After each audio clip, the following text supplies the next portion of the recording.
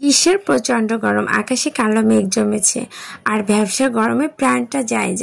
আর এই প্রাণটা শীতল করতে যদি ঠান্ডা ঠান্ডা এক পিস ডেজার্ট আইটেম সামনে আসে তাহলে প্রাণটাই জুড়িয়ে যায়। আজকে এমনই একটা মজার ডেজার্ট আইটেম আপনাদের সাথে শেয়ার করব, ম্যাঙ্গো পুডিং। আসসালামু আলাইকুম, কেমন আছেন সবাই? আশা করি সবাই নিশ্চয়ই ভালো আছেন। আলহামদুলিল্লাহ, আপনাদের দোয়ায় আমিও ভালো আছি।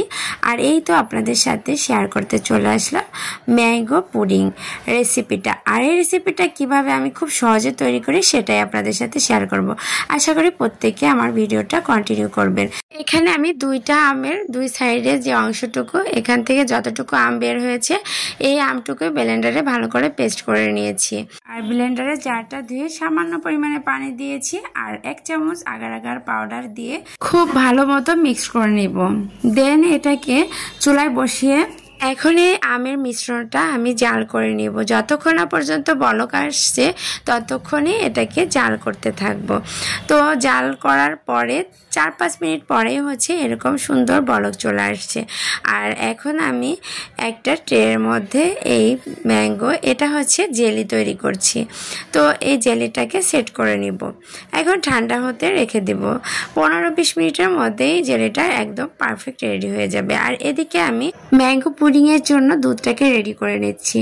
তো দুধের মধ্যে এখানে আমি পরিমাণ মতো চিনি দিয়ে দিলাম। চিনিটা অবশ্যই নিজেদের স্বাদ মতো টেস্ট অনুসারে দিতে হবে।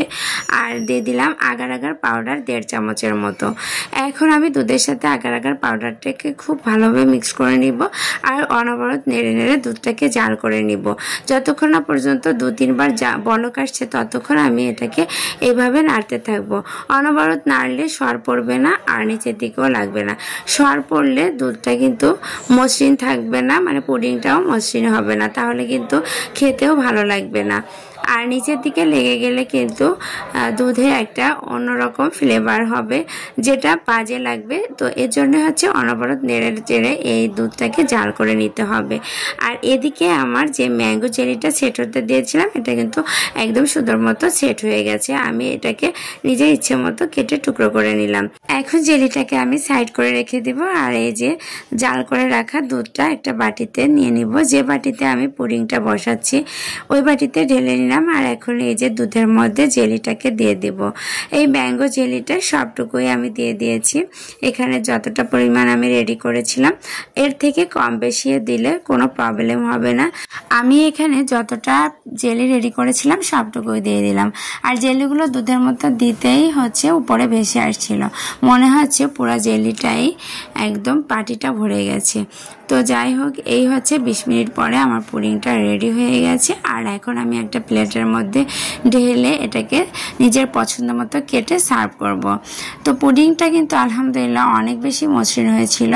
আপনারা কিন্তু আমার এই রেসিপিটা ফলো করে নিজেরা একবার ট্রাই করতে পারেন। তো আজকের ভিডিওটা আপনাদের কাছে কেমন লেগেছে? ভালো লাগলে অবশ্যই আমাকে সাপোর্ট করবেন। আজকের মতো এ পর্যন্তই। আল্লাহ হাফেজ।